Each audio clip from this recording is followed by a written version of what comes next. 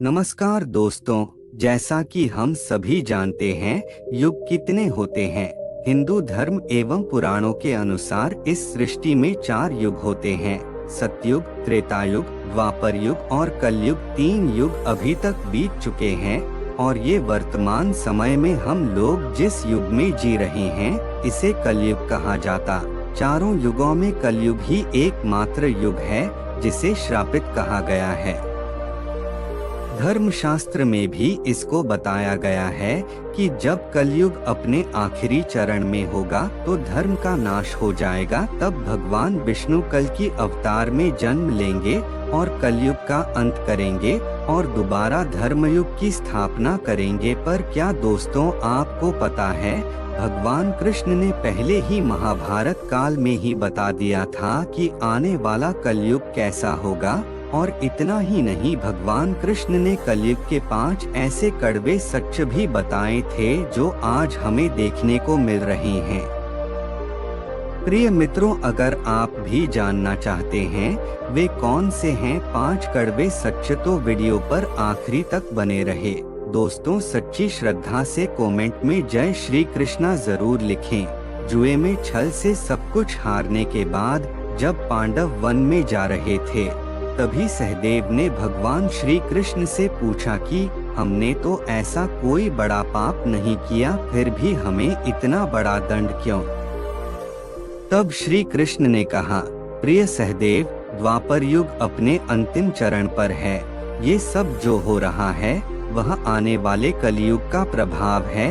इस पर युधिष्ठिर ने आश्चर्य से भगवान श्री कृष्ण से पूछा कि हे वासुदेव, कलयुग तो अभी आया भी नहीं है और उसका इतना भयंकर परिणाम क्यों? जब कलयुग आरंभ हो जाएगा तो क्या होगा? भगवान श्री कृष्ण ने कहा, आप सभी भाई वन में जाइए और वहाँ जो कुछ भी दिखे आकर मुझे विस्तार से बताएं।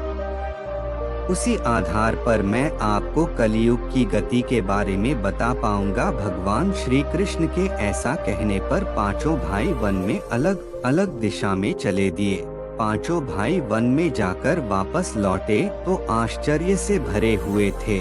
भगवान श्री कृष्ण ने मुस्कुराते हुए कहा, अब आप लोग बताइए कि आपने क्या क्या देखा। सबसे पहले युधिष्ठिर ने बताया कि हे योगेश्वर, मैंने एक 2 सूंड वाले हाथी को देखा।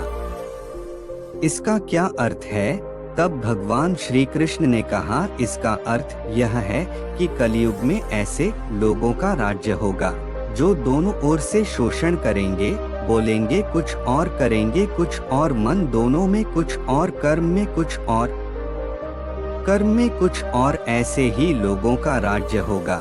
उसके बाद महाबली भीम ने कहा, हे वासुदेव, मैंने एक गाय को देखा जो अपने बच्चे को इतना चाट रही थी कि वह बच्चा लहूलुहान हो गया।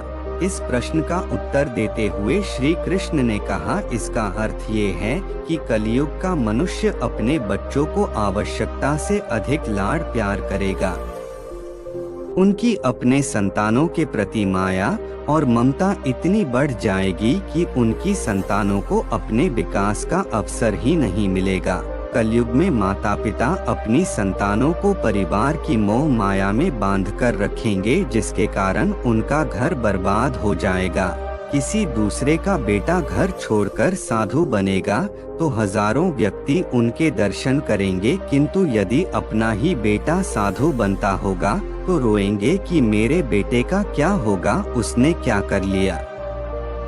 माता पिता की इतनी सारी ममता होगी कि उसे मोहमाया और परिवार में ही बांध कर रखेंगे और उसका जीवन वहीं खत्म हो जाएगा। अंत में बेचारा अनाथ होकर मरेगा।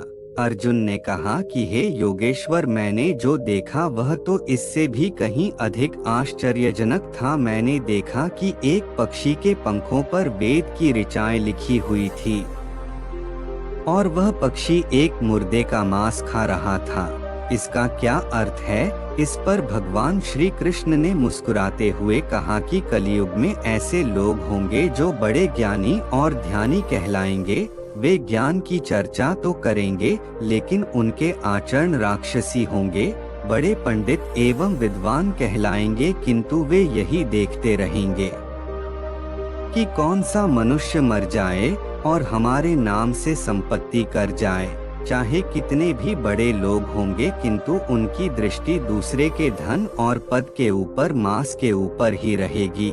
सत्पुरुष तो बहुत ही कम दिखेंगे। नकुल ने कहा, भैया मैंने देखा कि एक बहुत बड़ी चट्टान पर्वत से गिरी, उसे बड़े से बड़े वृक्ष भी उसे नहीं रोक पाए, किंतु एक अत्यंत छोटे से पौधे का स्पर्श होते ही वह चट्टान वहीं पर स्थिर हो गया।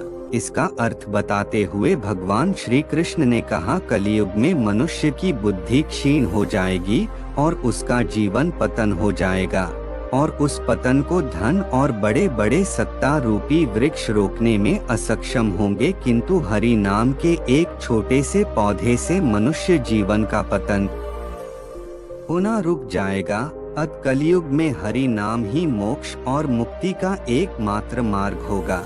सबसे अंत में सहदेव ने कहा, है मधुसूदन, मैंने देखा कि 6-7 कुएं थे और आसपास के कुओं में पानी है, किंतु बीच का कुआं खाली है, बीच का कुआं गहरा है, फिर भी पानी नहीं है।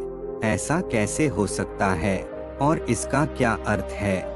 इस पर भगवान श्री कृष्ण बोले, कलियुग में धनी लोग लड़के लड़की के विवाह में, छोटे बड़े महा उत्सवों में, सत्ता के लालच में बहुत ज्यादा पैसा खर्च कर देंगे, किंतु अगर किसी भूखे को देखेंगे तो उनकी सहायता करने में किसी व्यक्ति को कोई रुचि नहीं होगी। उनका अपना ही सगा भूख से मरेगा, फिर भी वह लोग उसे देखते रहेंगे। दूसरी ओर मौजमस्ती, मदिरा पान, मांस खाना, सुंदरता, यौवन और व्यसन में पैसे उड़ा देंगे, किंतु किसी के 2 आंसू पोंछने में किसी को कोई रुचि नहीं होगी। कहने का तात्पर्य यह है कि कलियुग में अन्न के भंडार होंगे, लेकिन लोग भूख से मर जाएंगे।